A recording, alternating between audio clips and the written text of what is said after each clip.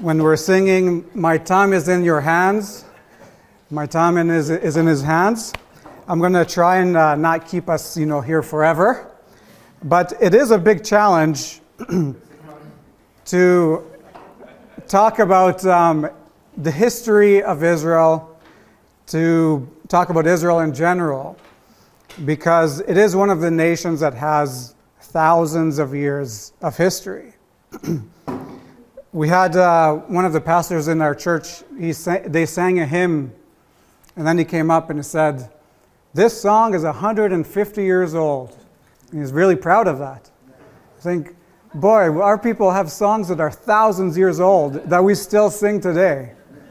So, as we are going to go today, we're not going to touch on everything, thank God. If you have been to Israel, even if you love history, there is too much. Everything is 1,000-year-old. Literally, the place where we used to live was where the Roman aqueducts are by the ocean, and we would just climb on those things like, they're just a toy.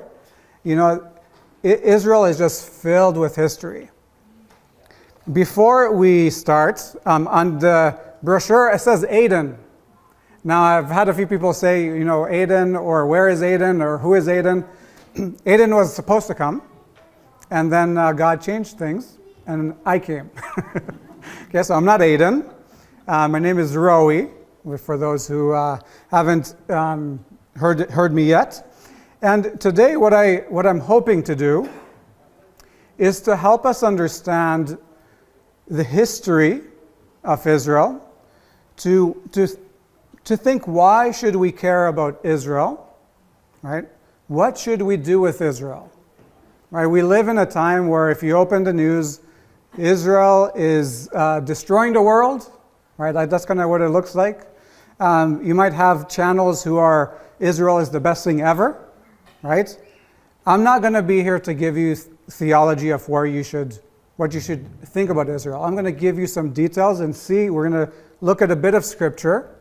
Okay, but what I hope is to give you, fill in the gaps of who Israel is, because talking about Acts, right, to understand what is going on in the background of the Gospels, we need to understand Jewish culture.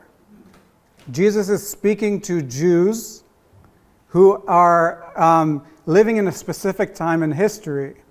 And when we understand Jewish thinking, it will help us understand when Jesus is saying something, it'll give us more depth.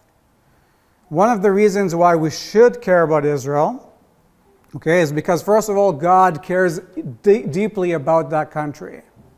As we will see today and tomorrow, it is insane how much God cares for this country, this people. It is not because we're better than anyone else. If you read the Old Testament, we're actually pretty bad. Right? Israel is not an example of perfection. That is definitely not the story. It is a story of showing who God is, right? And who human beings are. Right? It shows his faithfulness. It shows his relationship with Israel, which again later on becomes the bride of Christ, right? It includes all of us.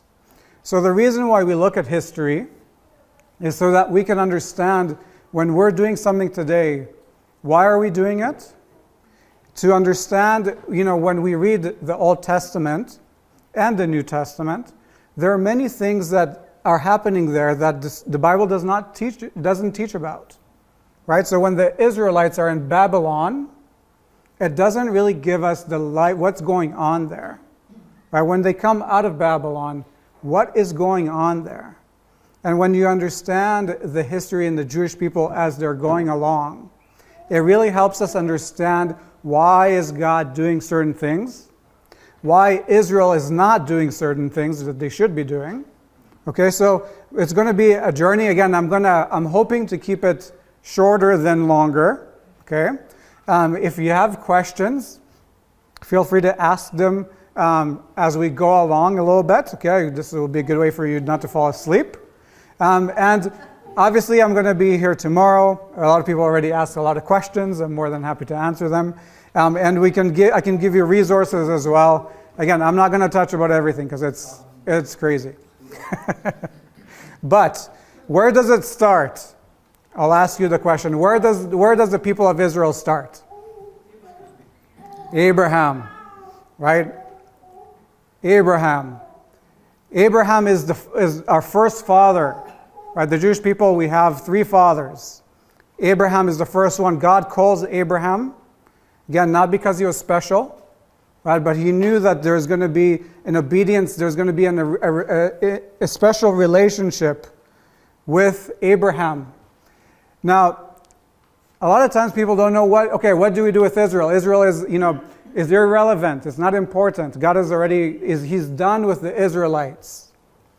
Now, when we look at the scriptures, it is important to pay attention to what God is promising. And we're going to go through a bit of a journey, but we start with Genesis 17, where God is promising Abraham, he's making a covenant with them. A covenant is God cannot break his covenants, right? If God breaks a covenant, then he is no longer God, right? So when God is saying, I will do this, he has to fulfill it, right? Otherwise, he is not God. Now, I've had people say, well, God is done with Israel. The interesting thing in Genesis 17 is that there's a phrase that gets used, okay? Everlasting. It's an everlasting covenant. This is from 17:19. And God said, Sarah, thy wife shall bear name Isaac, and I will establish my covenant with him for an everlasting covenant, and with his seed after him. It's fun for me because I know Hebrew. So people say, well, yeah, maybe it says something different in Hebrew. Well, I can look up the Hebrew, and in the Hebrew, it uses everlasting as well. Everlasting means everlasting. It is interesting that we can see today that everlasting promise. God has promised Israel, Abraham, something, and he has been faithful all the way to today. I'm standing here as part of that fulfillment of that promise. It tells us that God, when he says everlasting, he is serious about it. When we doubt what he says in the Old Testament about Israel or other situations, we should be asking the question, well, what about me? If he's done with Israel, then what makes me think he's not done with me? Right? Because he's made us promises. Right, that he will never leave us or forsake us. Right, so if I'm going to say God is done with Israel, after he said an everlasting covenant, there should be a question. He is the same God. Right, he is the same God of the Old Testament as the New Testament. God does not change there. Right, we see that promise continues. Right, this is not going to be news to you, but he continues with Isaac. Then with Jacob, right? That is an important continuation because Muslims would say Ishmael, right? Ishmael, that was where the blessing went. Now Ishmael got blessed as well, right? But if we see in the Bible, that line continues to the 12 tribes, right? So we have Isaac, Jacob, and then Jacob has 12 sons, and it turns into the 12 tribes of Israel. As we know, the Israelites go to Egypt, right? As a tribe, as one group, right? They're not a nation yet. We need to think about it that way. A big family, all going to Egypt. In Egypt, right? They become slaves there, and what we see is that they come out of there a nation, right? When God sends Moses, Israel gets out of Egypt a nation, right? They are a big group of people, a nation with 12 tribes, right?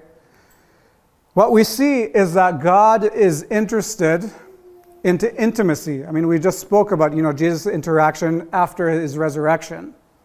And, thank you, Sandy, for bringing this topic. For me, when I came to faith, I had an experience on the spot of surrendering.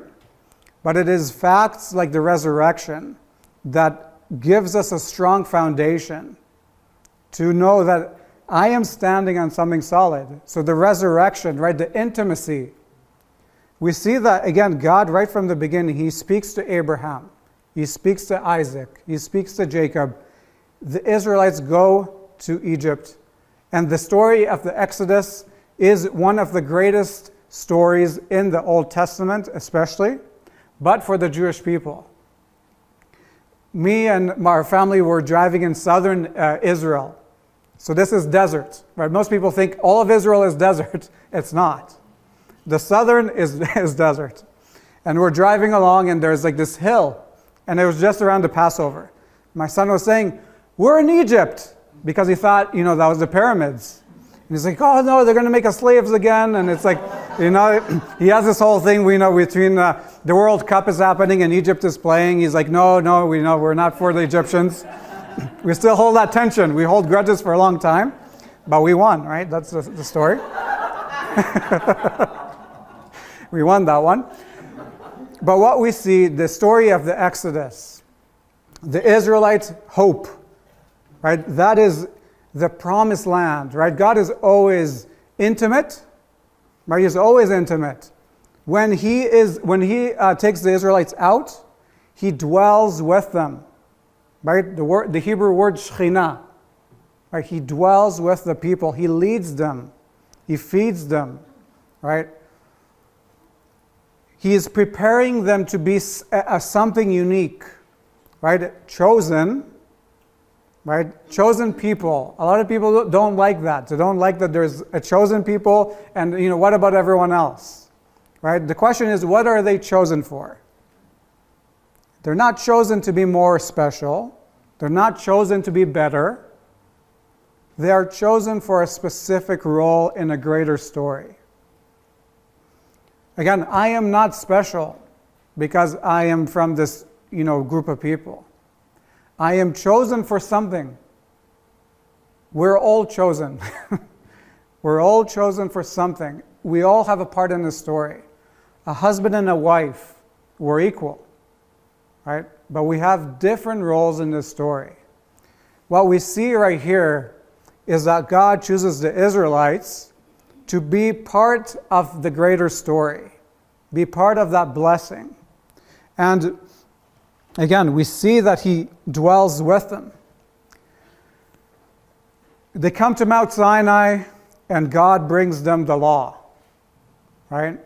A whole bunch of rules. If you read Leviticus, right, it is tiring. It is tiring to see purification and all these different things. He's preparing them to be unique, to be different from the other nations, to portray who he is, right? To show how long suffering he is. But at the giving of the 10 Commandments and the law, God makes a covenant with the nation, right? For the Jewish people, this is the covenant right now. Thinking about, if you speak to a Jewish person today and they're religious, they believe that when Moses went up to the mountain, he came with written law and oral law, right? So a Jewish person today, that you see them, the Orthodox, you wonder, how come they're wearing these big things on their hats, or why they do all these different things? They believe that at this moment, he is coming with written, which is the Old Testament, and an oral law, right? Which is, how do we live this out, right? So where it says, keep your Sabbath holy and don't do any work, well, what does it mean to do work? Is this work? Is this work? What does it mean? So today, Orthodox Judaism believes that at this moment, Moses comes with 2 laws. The Tanakh, right? Tanakh, or the Torah is the 5 books of the Old Testament, or the first 5 books, and oral law. right? This is what the belief is. This is a big deal for the Jewish people because we see that God is making a covenant with Israel. We also see the promise of the promised land, right? Israel. This is another promise that God has given the Israelites. It is amazing how much contention this piece of land is held in this world. It does not make sense. Again, if you've been to Israel, you can drive it it's so small. This little piece of land has so much of the world's attention. Why? Right? There's something there. God promised the Israelites in different times, different parts of this land. And what we see today is that they hold parts of that land. Again, God is always intimate and He gives hope, the idea of the promised land. When the Israelites go in, right, they're led by judges. Moses is going to be, the first one. So Moses is one of the great sages of the Jewish people. But we come into a place where the Israelites are wanting to be like everyone else. Right? They're wanting kings. Enough with this prophet that we can't understand, give us a physical king, right?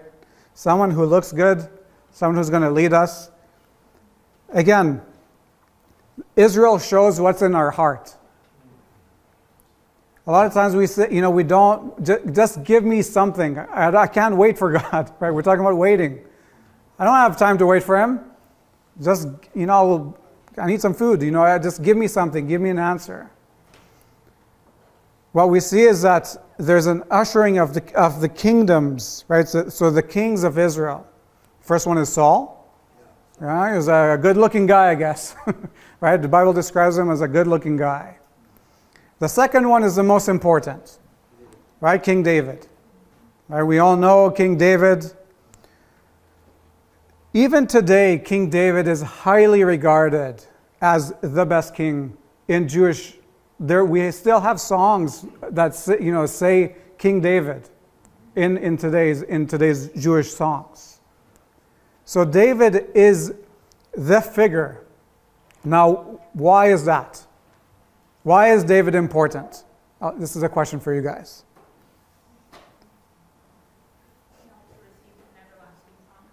So he received an everlasting promise. What is that? Do you remember the promise, more or less?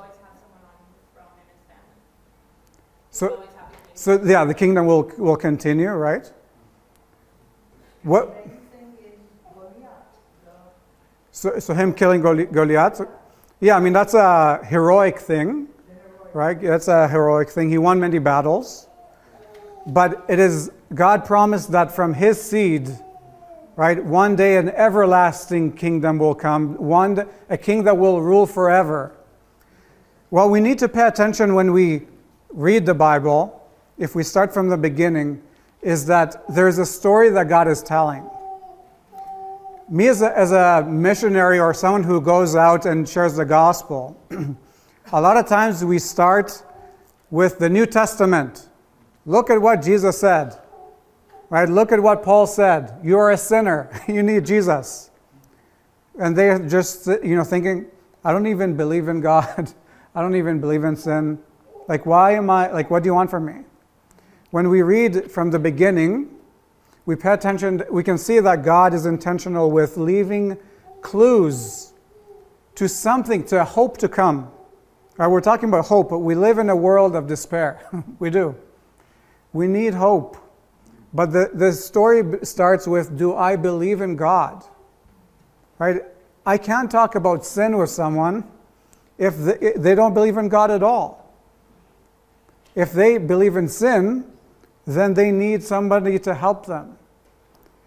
It is interesting, I've spoken to a Jewish girl and I said, the sacrifices that used to take place in the Old Testament, and now Jesus died on the cross, as a sacrifice. And she's telling me, what, sin? And she's religious. She's like, sin? She's like, what sacrifices?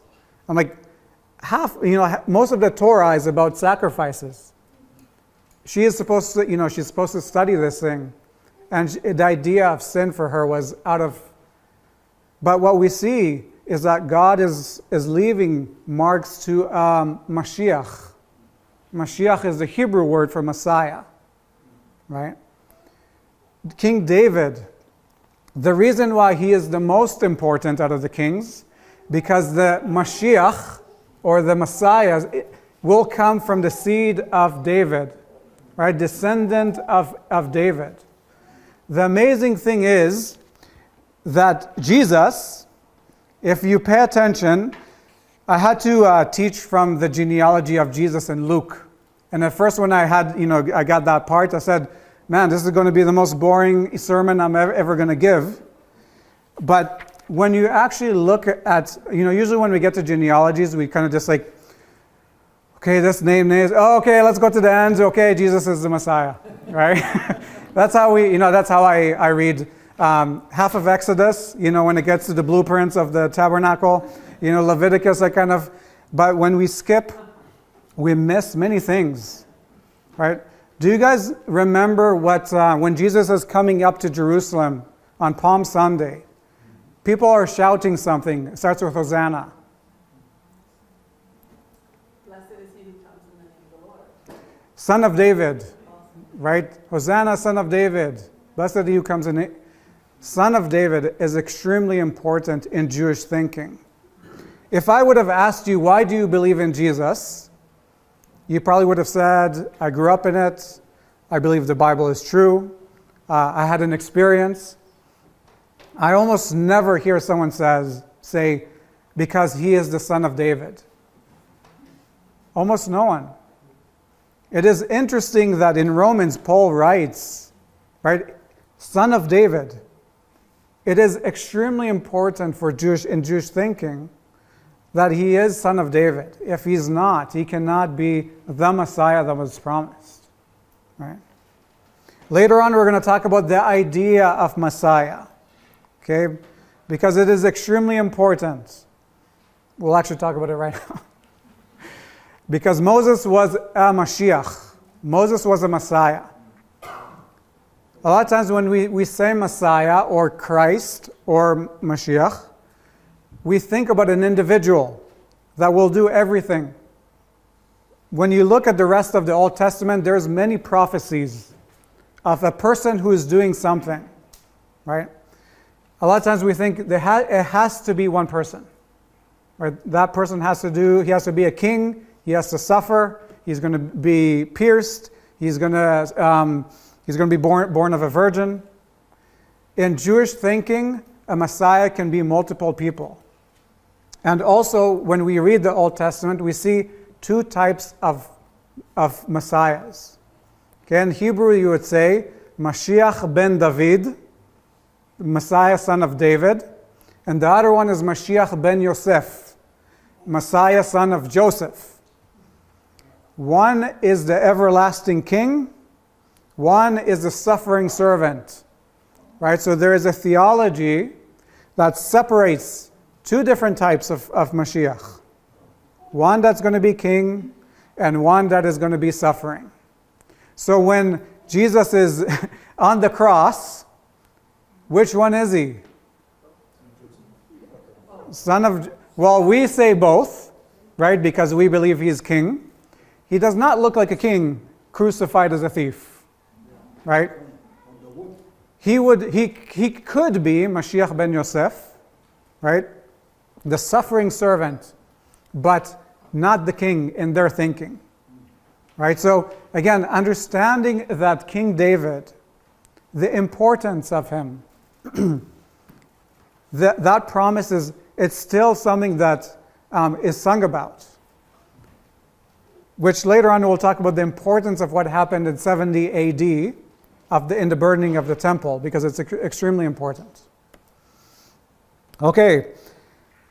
If you read in Kings, things don't go well for Israel. Things don't go well. And we get to a point where it's so bad that Israel splits, right? We have the 10 tribes that's going to be northern Israel, right? You can kind of see in the north here, Okay, that's the kingdom of Israel. And then you have Judah, which is just in the bottom here. Funny enough, even though this happened thousands of years ago, with some of the political things that have happened in the last few years, the conversation about if there was another split, I've had a friend come to me and said, if there was another split, would you go to northern Israel or would you go with Judah? Right? Because again, it's interesting that Jewish people, this is integrated into our society. Even if you're secular, this is integrated into who we are. The idea of this promised land, the idea that the two nations would split like that. I talk about like the dislike of disunity, right? When Israel was in the north, the amount of it's awful. You know, when you read in Kings, it's disturbing to read those stories. You get to a point where you sacrifice your own kids, when you just kill. You know, it's really awful. And we see God ready to punish the Israelites. Something that is interesting with Israel is that we are chosen, but it is a complicated relationship between us and God. There's a lot of blessing with being chosen. There's a lot of blessings that God blessed Israel with. But when they do not listen, the punishment is very severe. He is very slow to punish. If you read the stories, he's very slow to punish. But when he does, boy, is it harsh. We don't like to talk about punishment. We don't. Right? We like to talk about the love and the grace and the mercy, right? Understanding judgment, right, is important. Again, not to live in fear of who God is, but He's not joking around. If you look at the history of Israel, He does not joke. Again, He's patient, but He does not joke. Well, we see the Syrian Empire, right, from the north. This is going to be northern Israel, so from up that area in the north, the Syrian Empire comes and conquers the north. And 10 tribes are taken, and they sort of disappear. 10 tribes are dispersed. Where are they? It's a good question. But what we see is that we see Jewish people from all over the Middle East, right? There's Jewish people from Iran, there's Jewish people from Yemen, they get dispersed. Right? So there's a huge consequence to the division and then the sin that the Israelites commit. The second one is Judah. It seems like maybe Judah are a little bit better off for a bit, but then they start committing adultery and all sorts of abominations, and God brings Babylon to conquer Israel, destroy Jerusalem, and destroy the temple, and they take the the Israelites to Babylon. Now, this is an extremely important part in not just Jewish history, but in the Bible in general. What happens when they go to Babylon is they get mixed with the people, meaning they take on traditions from the Babylonians and then later on Persians. We also see the Jewish people trying to understand, how do we worship God? If you read through Leviticus, there's a certain way that the Jewish people had to worship God.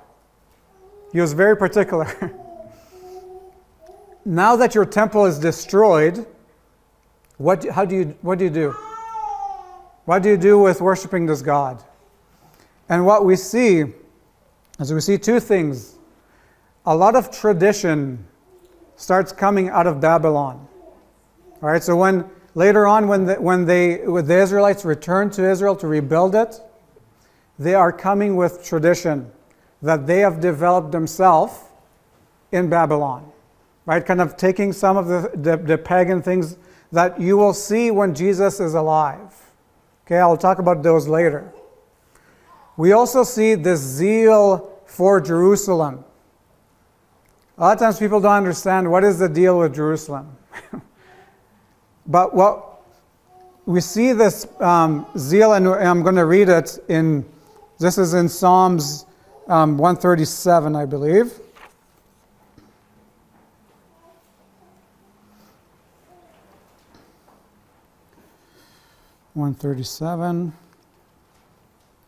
Now this is a prayer that every Jewish home or any Jewish wedding, the men will recite. They will recite it from Psalms 137, 6, where it says, "If I do not remember thee, let my tongue cleave to the roof of my mouth. If I prefer not Jerusalem above my chief joy. Remember, O Lord, the children of Edom in the day of Jerusalem. Oh, who said, raise it, even in the foundations thereof." At the Passover, there's a saying, "Next year in Jerusalem." That is something that is said if you live outside of Israel, right? Is that next year in Jerusalem? Jerusalem is more than just a city, obviously. There's a zeal for the country. There's a zeal for Jerusalem specific. And when we'll get that more in modern Israel, but you see this importance in Jerusalem. And when they go, when the Israelites are finally able to go, the Persian king allows them to go and rebuild the city. There is a huge importance of creating the temple, right, which is really important.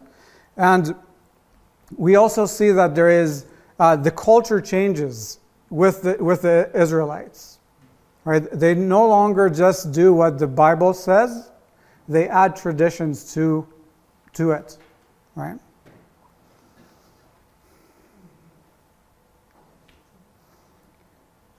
How long are we going to go before, just to make sure? You can go another 10 minutes.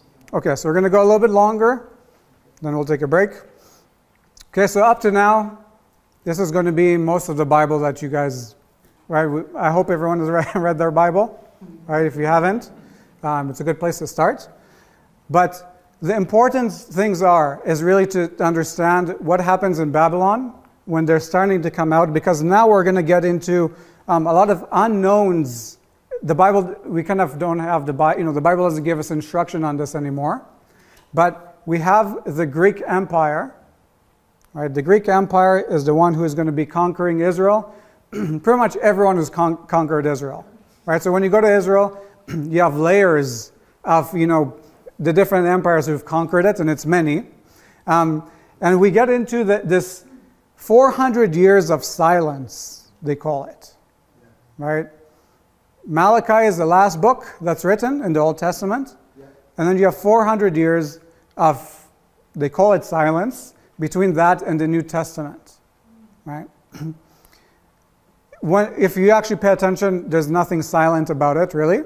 It's just a history that we don't really have in our Bibles. But if you have heard of the Maccabees, right? The Maccabees, this is the era of the Maccabees. Now, there's an important feast that comes out of this situation right here. The Greeks come and they conquer Israel. And the Greeks are really brutal when they conquer in some ways. They go to the temple that's built, and they take a pig and they sacrifice it on the altar in the temple. Which, if you know anything about Jewish people, pigs, that huge pig that we saw, it's an abomination. That would be Satan right there, that pig. That's an abomination for the Jewish people. What happened there. And there was a group of people called the Maccabees that revolted against the Greeks. And have you guys heard about the feast of Hanukkah, the Festival of Lights? right? It's kind of one of the best known Jewish holidays other than the Passover. And you have the menorah, right?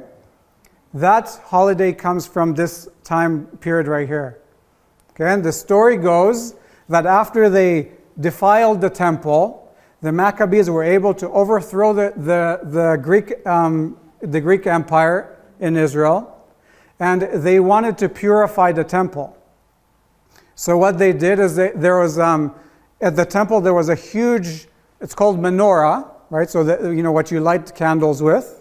And to purify it, you had a ceremony of lighting the candles for each day to purify. So it would be 7 days. Right? There were 7 candle holders for 7 days. And there was only a little oil specific for use in the temple. Right? Enough for 1 day. That's the story. Enough for 1 day. And they lit it. And each day, they had more and more oil, all the way to an 8th day. Right, so God provided more than what they needed. And because of that, today we celebrate the feast of Chanukah, which the menorah has 8 holders, not 7. Okay, so this period of time is really significant because it brings, again, we celebrate these things even now, right, thousands of years later. And even in the New Testament, it mentions that Jesus was around when they celebrated this feast. This period of time is really interesting because the Maccabees took over and they were actually able to have their own independent kingdom for a period of time. We don't have a lot of, if you are interested in the story, there's the book of Maccabees, right, that I believe the Catholic Bible, right? The Catholic Bible has the book of the Maccabees. Okay, and it kind of tells you this history. But for the Jewish people, one of the most symbolic feasts comes out of this period of time. We get in time for another takeover, the Roman Empire. Okay, the Roman Empire. Sandy already kind of talked a little bit about it. But at the period of the second temple and the Roman Empire, we're really seeing something really unique within the Jewish people that the New Testament talks about. We have the Pharisees, we have the Sadducees, we have the Zealots, and there's all sorts of small groups subdivided, right? This division, okay, so I think everyone kind of is aware. Sadducees were in control of the temple. That was their main, okay, there were a lot of the priests, they controlled the temple. If you control the temple, you control power, right? Because people need the temple to worship God. You have the money, you have influence, you have lots of things. The Pharisees are the people of the book, you can call them. They are the people of the law, right? They are the people of traditions. When you see Jesus interacting with the Pharisees, you see that he's interacting with a lot of their traditions. Where do those traditions come from? They come from Babylon, right? They come from the oral law that was passed on from Babylon, right? So again, what we're seeing is that the Jewish people in Jesus' time don't know the difference a lot of times between what is written and what is tradition. Because not all of them could read in general. Probably most of them couldn't read. Right? They would go to a synagogue to hear God's word, but then they might get the tradition that the Pharisees bring. Right? So you're going to see this contention between the Pharisees and the Sadducees, the main two powers. This is a desperate time for the Israelites. Desperate time. The Romans were brutal with the Israelites. The Jewish people had a freedom of religion to some extent. The Roman Empire granted them freedom of religion to some extent. But this was really a desperate time for the Israelites.